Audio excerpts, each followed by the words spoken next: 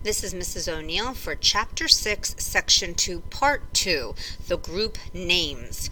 So you're going to need to pause the video, get out your packet. You're going to need that blank periodic table at the end of your packet labeled group names. I believe it's the very, very last page. You also need either coloring pencils or crayons. Again, not markers. It probably will not be helpful to use markers, and or your creativity. Again, if you don't have these coloring pencils or crayons, we're going to be able to use shapes then to identify each of these groups. Okay, so you should already have this on your periodic table, but just make sure that you're understanding there are 18 columns, and those 18 columns represent the 18 groups, and there are 7, remember 6 and 7 down here, 7 rows, and they represent the 7 periods that go across like a period comes at the end of a sentence. So that should already be on both sides of those blank periodic tables in the back of your packet.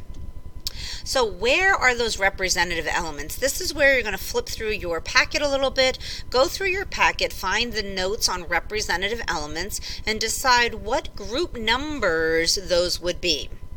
So hopefully you paused and you found them to be groups 1, 2, 13 through 18. Now notice, guys, I'm not coloring in these groups. I'm only going to put slashes because we're going to color in some of these groups in a different color or add different shapes. So make sure that you make yourself a key, and again, I would just put maybe a nice dark slash mark between all of those elements that are in groups 1, 2, 13 through 18. Alright, so hopefully you paused the video, you did your slash marks, hopefully you didn't color them in, and you made yourself a key. Alright, so where's hydrogen? So I guess I should have told you to get out your real periodic table if I didn't do that already. So find hydrogen on your real periodic table, and then also look in your notes and decide where he is. Hopefully you found him here, right? He's the very first guy. Remember, he's all by himself. He is his own group. He actually can go a lot of different places on the periodic table. I've seen him in the middle here. I've seen him next to helium over here. Most periodic tables, though, have him in group 1, period 1. But that's not always where you're going to see him. So anyways, I colored him in a little bit on that like pinkish side. Again, if you don't have colors, you can be creative and make sure to make yourself a key. So I put a star around him. Alright, so let's go on to a little joke. So I put the word group, and this kind of looks funny. And why does it look funny? Is because some chemists, some professors, some teachers, instead of calling them group names, they're called family names. And think about your own last name. So my last name is O'Neill. When I got married, I took my husband's name because I joined his family. So now I have his family name. So just wanted to put that out there because sometimes you'll see family names instead of group names. Means the same thing. Alright, pause the video, look in your packet, figure out where those alkali metals are. Yes, they are all of group 1 with the exception of hydrogen. So I colored it maybe like a goldish here, depending on your screen, what color you see. So I colored them in gold, or I put a smiley face in that area. So again, just make sure you're making yourself a key on your periodic table so it's easy to use. Alright, and easy to study from. So alkaline earth metals, again, look in your packet. What group number would those be? Hopefully you found them to be group 2. Notice I colored mine in blue, or I put in this funky little symbol that I found. It looks kind of like a cross, but it's got the arrows. Again, as long as you're either coloring in or making those symbols and making yourself a key so it's easy to look at. Alright, one way to remember how do I know that group 1 is called the alkali versus group 2 is the alkaline earth metals is because alkali is one word. So group 1 has one word, alkali, versus group 2 has 2 words, alkaline earth metals. So that's just one way to remember. And A is in the beginning of the alphabet, so the A groups are in the beginning of the periodic table. Voila! Alright, where are those halogens? Again, look at your packet of notes. You should have found group 17. I did somewhat of a green color, and I also did kind of like a upside down triangle. Again, you decide how you want to label your halogens. And the noble gases. I bet you know where those are, even if you don't use your packet of notes. You better believe it, they are the last group. Look how nice I went in order. So I did this more of like maybe a rusty color. What else? Ooh, and I used a heart to signify that those are the noble gases. So I don't think we're done quite yet. All right, here we go. How about those lanthanides? Where are they? Hopefully you found in your packet of notes that they are period 6. They're part of the period 6 group, but they're the second to last row here on the bottom. So I colored mine in purple, or I added a diamond. So those are what's called the lanthanides or the lanthanide series. Again, I've heard and seen both terminologies used in different books and different professors. And now I think this might be our last guy.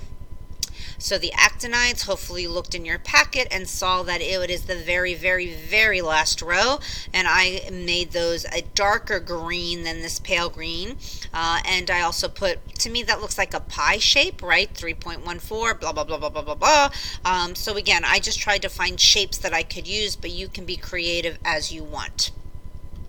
So this is what you should have all together, and in some way you should make yourself a key so when you're looking at this you can pinpoint, oh, if this element is in group 17, it is going to be the halogen. All right, let's see if you can use what you've made.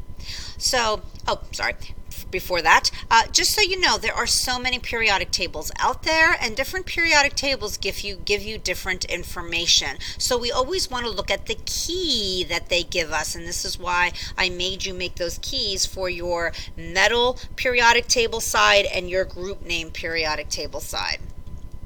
All right, now let's go on to practice problems. So if you don't already have it out, get out your real periodic table so you can find the element symbols and the one that you just filled in with the key. So pause the video, find uranium. Hopefully you found uranium to be here or here. Now, why did I put them in two different places? Because on some periodic tables, and we've discussed this before, some periodic tables start down here with actinide, and some periodic tables start down here with TH number 90. So it just depends. And I'm not sure which periodic table I gave you to use, or if you're using the one in the textbook, or if are you using the one in the agenda, or are you using the one maybe online. So it depends on where you're using uranium. So I don't mean to trick you, but can I give you a group number? No. So you can either put an X or an NA. I can't ask you for a group number with the lanthanide or the actinide series. They're not part of any group. Remember, they are pulled out from over here, so they are not part of any group. However, I can ask you period number, which would be 7 in this case. And what are they called? Hopefully you came up with actinide. So hopefully that makes sense. You're finding an element, you're deciding what group number it's in, what period number it's in, and giving it its group name. So my strong suggestion would be to pause the video and see if you can do these 3 on your own. All right, so hopefully you found strontium. Strontium is right here. Should be right here on every single periodic table. All right, what group? Again, groups go up and down columns, so that's group number 2. Periods go across, so that's period 5. And its group 2 has 2 names, or 2 words, I should say, and it's the beginning of the periodic table, so it starts with the beginning of the alphabet. So these are called the alkaline earth metal. All right, did you find hydrogen? Hopefully he's here. He is group 1, period 1. Notice how I try to color coordinate, right? So the red numbers go down and the blue numbers go across. And what's his group name? It's his own group name. But the reason I put him on there is to remind you that he is special, because he usually is located on the metal side, even though he's a non-metal. So he's the only non-metal on the metal side. All right, did we find argon?